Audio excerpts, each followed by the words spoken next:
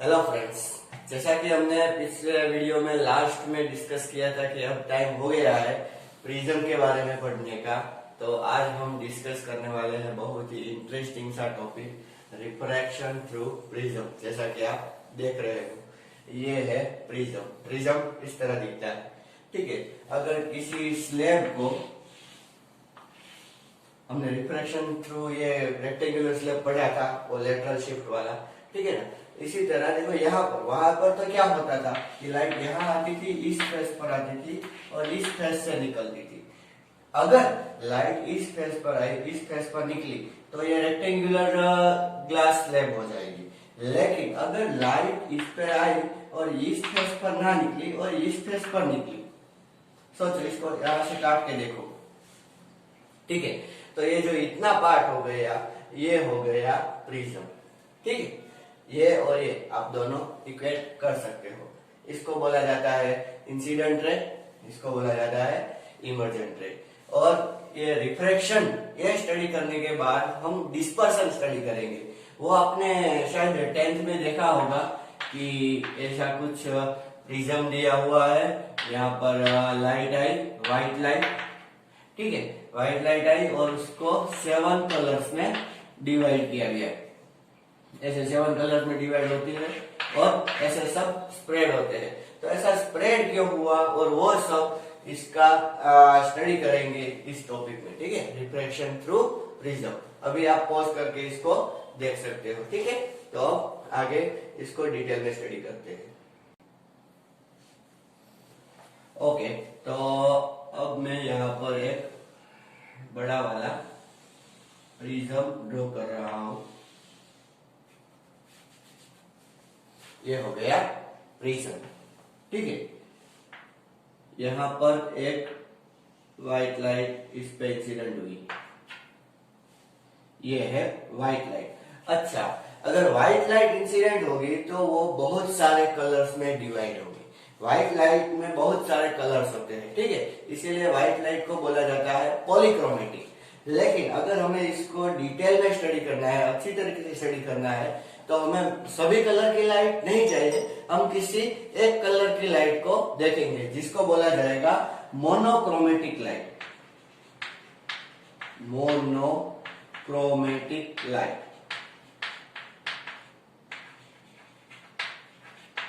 पहले इस लाइट से स्टडी कर लेंगे, बाद में जब डिस्पर्सन पढ़ेंगे तब यहाँ पर मोनोक्रोमेटिक की जगह पॉलीक्रोमेटिक लाइट हम इंसिडेंट करेंगे, ठीक है। तो ये हो गई मोनोक्रोमेटिक लाइट, ये। और इसका दूसरा नाम, जैसा कि आपने अभी डायग्राम में देखा, इसको बोलेंगे हम इंसिडेंट रे, ठीक है। फिर ये जब यहाँ से जाएगी, अच्छा मैं एक चीज कहना भूल गया, let refractive index of this prism, material of the prism is N2 and refractive index of the medium in which prism is placed is N1। इसकी रिफ्रैक्टिव इंडेक्स कितनी है? N1, ये जो मीडियम है बाहर उसकी। और ये जो है प्रिज्म का मटेरियल, उसकी रिफ्रैक्टिव इंडेक्स कितनी है? N2, ठीक है। अब ये लाइट इंसिडेंट हुई। और एक बात और मैं आपको बोल दूं कि N1 लेस देन N2, मतलब बाहर एयर है और अंदर कोई और मीडियम आप सोच सकते हो। तो यहाँ पर लाइट देखो कैसे जाएगी, रेयर से डेंसर में जाएगी, ठीक है। मैं यहाँ पर एक चीज ड्रॉ कर रहा हूं जो है नॉर्मल। क्या है ये? नॉर्मल। तो ये हो गया angle of incidence, angle of incidence आई। मैं इसको इरेज कर देता हूं, ठीक है। इसके बाद में ये लाइट सीधी जानी चाहिए, लेकिन सीधी जाएगी नहीं, ये लाइट थोड़ी टेढ़ी हो जाएगी, ओके।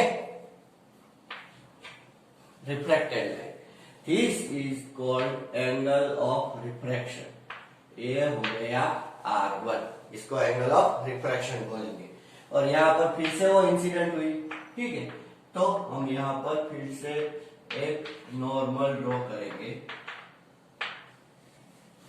और नॉर्मल के साथ जो एंगल बना वो हो गया R2।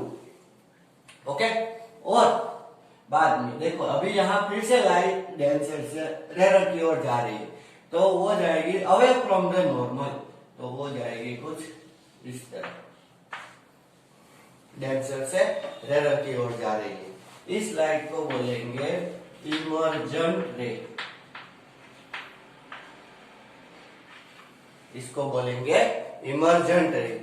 ठीक है, ये थी इंसिडेंट रे, और ये जो एंगल ये इमर्जेंट रे जो नॉर्मल के साथ बनाएगी, ये भी नॉर्मल हो गया। नॉर्मल को हम एन डैश की तरह डिनोट करेंगे। ये हो गया ई, एंगल ऑफ इमर्जेंस। क्या हो गया? Angle of emergence. देखो लाइट इस फेस से आई और इस फेस से निकल गई, तो इन दोनों फेस के बीच का जो एंगल है ये एंगल, इसको बोला जाएगा एंगल ऑफ प्रिज्म। क्या बोला जाएगा बच्चों? उसको एंगल ऑफ प्रिज्म। अगर लाइट यहां से यहां जाएगी तो एंगल ऑफ प्रिज्म हम इसको गिनेंगे। अगर लाइट यहां से यहां जाएगी ऐसे, ठीक है, तो हम एंगल ऑफ प्रिज्म इसको बोलेंगे। ठीक है, तो मतलब कि लाइट जिन दो फेस से होके गुजरती है, उस दोनों फेस के बीच के जो एंगल को हम क्या बोलेंगे? Angle of prism. अब देखो लाइट ऐसे जा रही थी, ठीक है, अगर ये प्रिज्म यहां होता तो लाइट सीधी चली जाती, ऐसे जानी चाहिए थी, लेकिन गई नहीं, तो कितना डेविएट हो गई? ऐसी जानी चाहिए थी लेकिन ऐसी हो गई, तो इसको बोलेंगे, इतना जो एंगल है उसको बोलेंगे एंगल ऑफ डेविएशन, डेल्टा 1। ठीक है, अब जब ये इधर जा रही थी ऐसे, यहां पर देखो, ठीक है, तो ऐसी सीधी जानी चाहिए थी लेकिन सीधी गई नहीं, ऐसी सीधी जानी चाहिए थी लेकिन सीधी नहीं गई, वो क्या हो गई? डेविएट। कितनी डेविएट हो गई? इतनी। ठीक है, इसको बोलेंगे delta 2। Delta 1 angle of deviation पहली बार में, और दूसरी बार में एंगल ऑफ डेविएशन कितना हुआ? डेल्टा 2। अब देखो ये इंसिडेंट लाइट ऐसे, अगर प्रिज्म हम नहीं करते तो लाइट ऐसे सीधी चली जाती, लेकिन इस प्रिज्म की वजह से देखो लाइट जब प्रिज्म से बाहर निकली तो बहुत सारी मुड़ गई। तो इसका मतलब ये है कि एक्चुअली में ऐसे जानी चाहिए थी लेकिन चली गई कुछ इस तरह। तो ये हो गया पूरा एंगल ऑफ डेविएशन। ठीक है, ये एंगल ऑफ डेविएशन पहली फेस का था, ये एंगल ऑफ डेविएशन दूसरी फेस का, ये एंगल ऑफ डेविएशन टोटल है। ठीक है, मैं इसका नाम ए, इसका नाम बी दूंगा, इसका नाम क्यू, ठीक है, इसका नाम बोल देते हैं का कुछ आ। तो इस डायग्राम को ध्यान से देखो, पहले लाइट इधर गई, ये आई, आई क्या हो गया? Angle of incidence.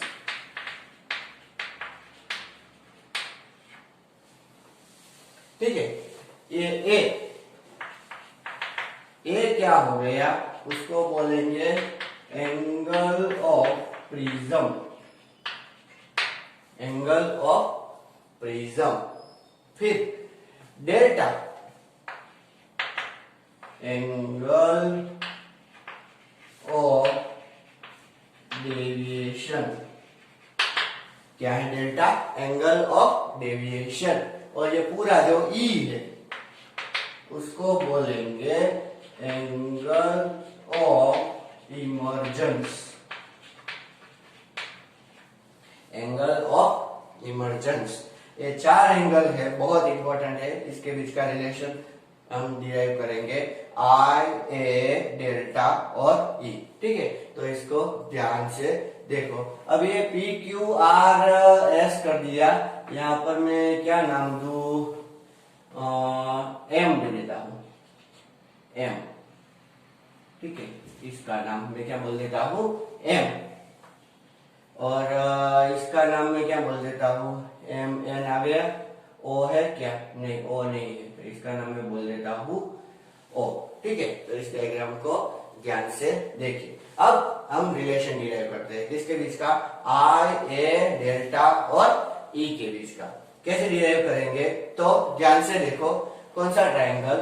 PME sorry PMR, ये जो ट्रायंगल है, देखो अगर ये डेल्टा 2 है तो ये भी डेल्टा 2 तो होगा ही।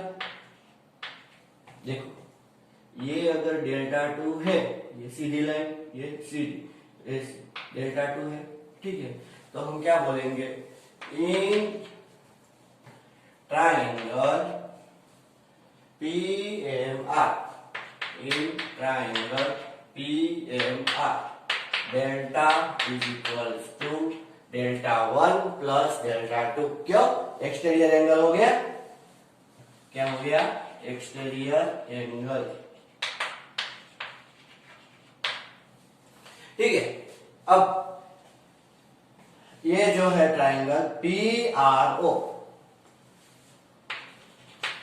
इन ट्रायंगल PRO, कौन सा ट्रायंगल, PRO, ये जो ट्रायंगल है उसमें हम क्या बोल सकते हैं, एंगल R1, या तो मैं सिर्फ R1 लिखूंगा, ठीक है। पहले मैं एंगल लिख देता हूं, बाद में जब मैं आगे डिराइव करूंगा तो सिर्फ R1 लिखूंगा। Angle R1 plus angle R2 plus angle Q is equals to 180। Angle R1 plus angle R2 plus Q is equals to 180, ठीक है। और एक और देखो कि in quadrilateral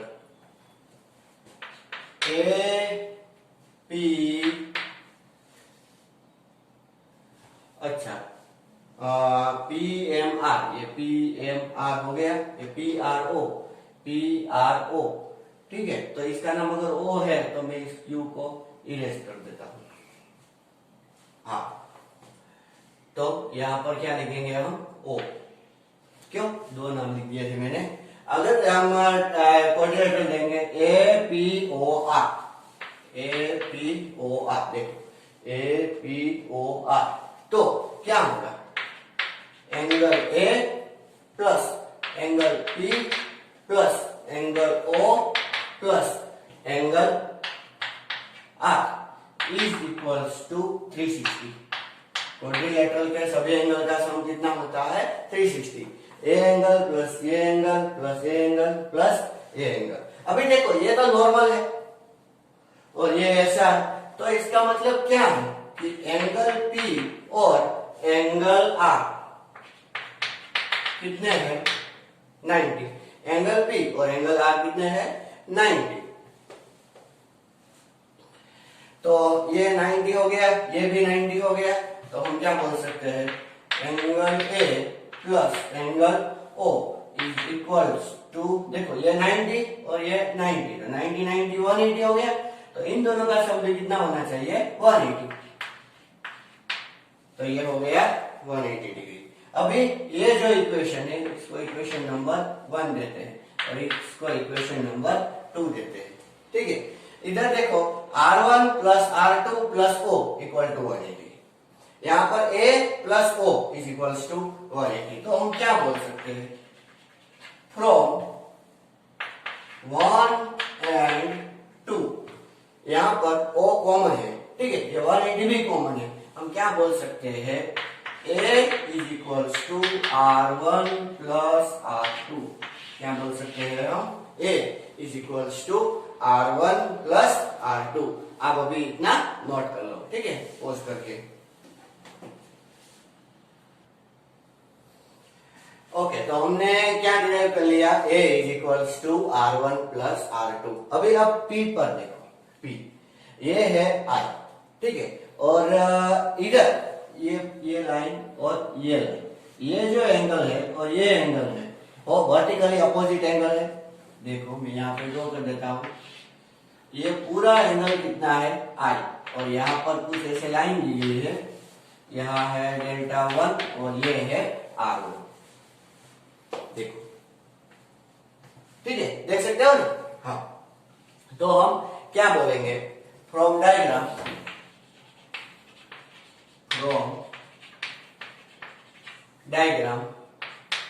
I is equals to delta 1 plus R1, ठीक है। Therefore delta 1 is equals to I minus R1 बोल सकते हैं। इसी तरह from diagram again, from diagram यहां पर भी देखो ये और ये क्या बोल सकते हैं हम, delta 2 plus R2 is equals to E। ठीक है, मैं आपको ड्रॉ करके दिखाता हूं। ये है E, इधर डेल्टा 2 और ये है R2, इन दोनों को ऐड करेंगे तो क्या मिलेगा हमें E। तो delta 2 plus R2 is equal to क्या हो गया E। तो डेल्टा 2 इज इक्वल्स टू क्या हुआ E minus R2। Delta 1 is equals to I minus R1, delta 2 is equals to E minus R2। तो हमें क्या मिलेगा, देयरफॉर डेल्टा, यहां पर डेल्टा 1 की वैल्यू रखेंगे तो क्या करेंगे I माइनस R1 और फिर डेल्टा 2 की वैल्यू रखेंगे plus E minus R2।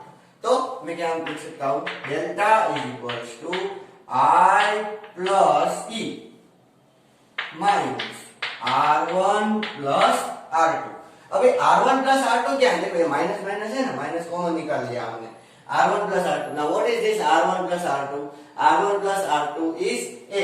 So what you can say, delta is equals to I plus E minus A। ये बहुत इंपॉर्टेंट रिलेशन हो गया, चारों के बीच का जो रिलेशन है, delta is equals to I plus E minus A। इस इक्वेशन को बोला जाता है इक्वेशन ऑफ प्रिज्म। क्या बोला जाता है, इक्वेशन ऑफ प्रिज्म। तो इसको ध्यान से नोट कर लो, ठीक है।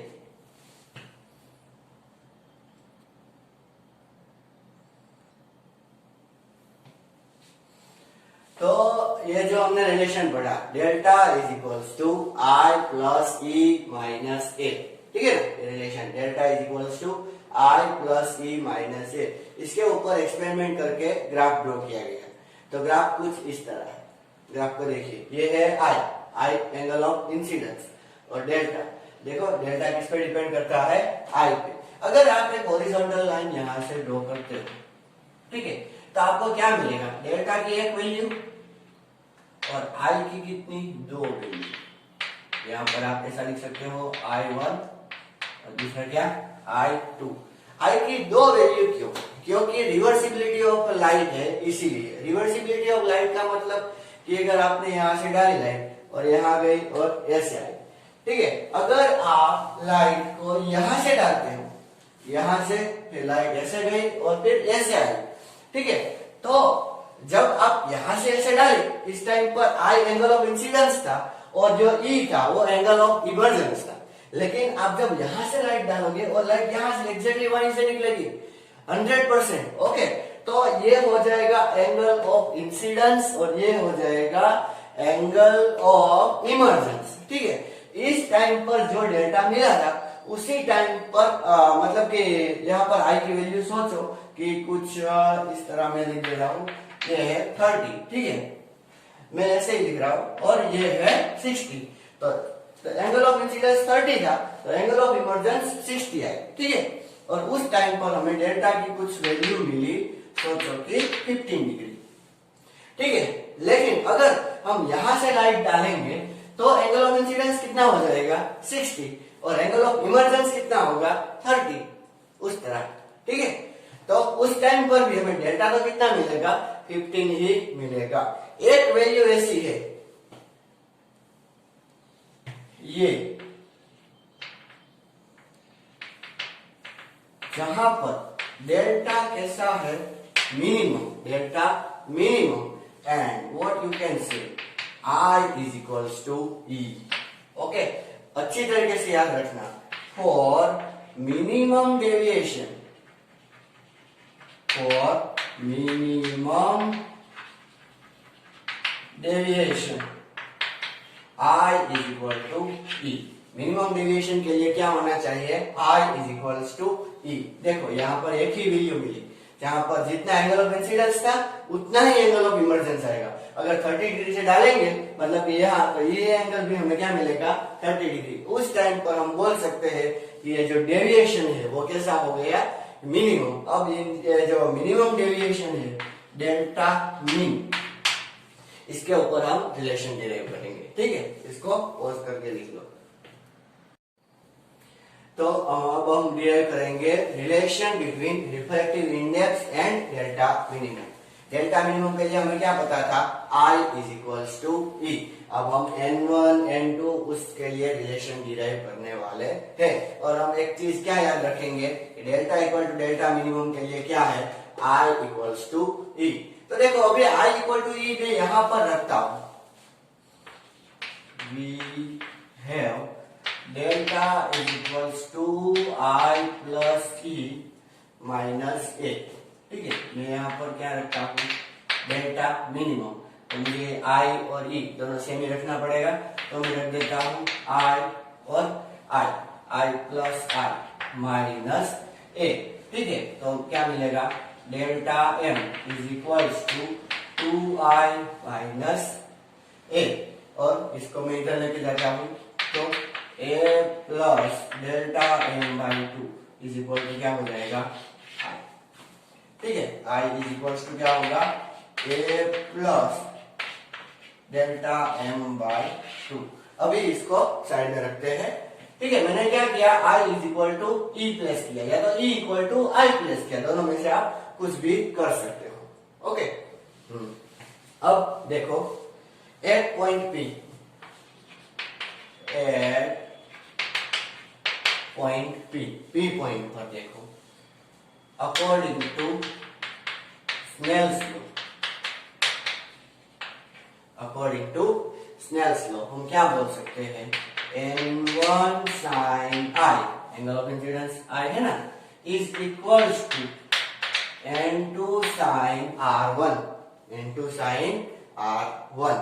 ठीक है, ओके। और दूसरा हम क्या बोल सकते हैं, N1 sin I is equal to N2 sin R1 हो गया।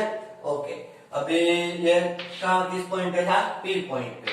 अभी एट पॉइंट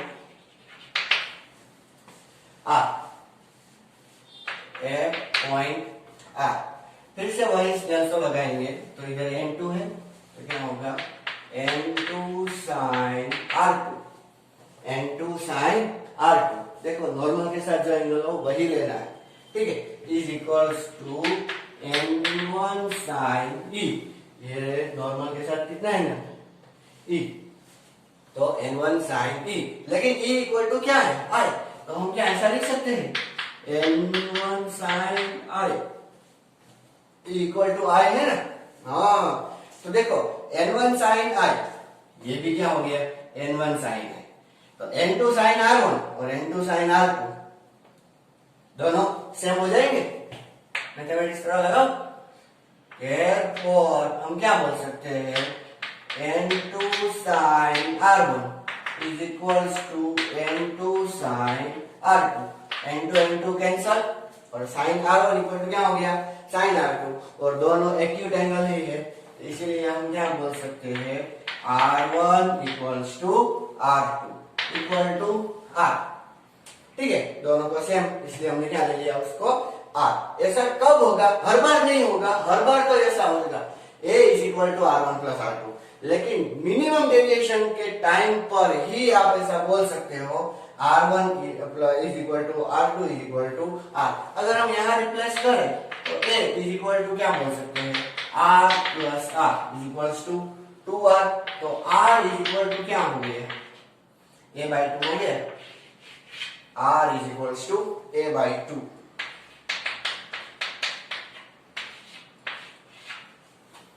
ठीक है, तो ये I का हो गया, ये हो गया R का।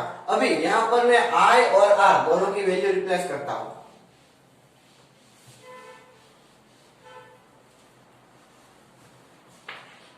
N1 sin I कितनी थी, A plus delta M by 2 is equals to N2 sin अभी R1 और R दोनों सेम ही है, इज इक्वल टू मैं क्या लिख देता हूं A/2। तो हमें क्या मिलेगा, sine A plus delta n/2 upon sine A/2 is equals to n2 upon n1। ये रिलेशन हो गया, ठीक है। तो इसके बेसिस पे आप डिस्पर्शन ऑफ लाइट भी डिफाइन कर सकते हो, जो हम अगले वीडियोस में देखेंगे, ठीक है। तो ये हो गया इसके बीच का रिलेशन। नमस्कार।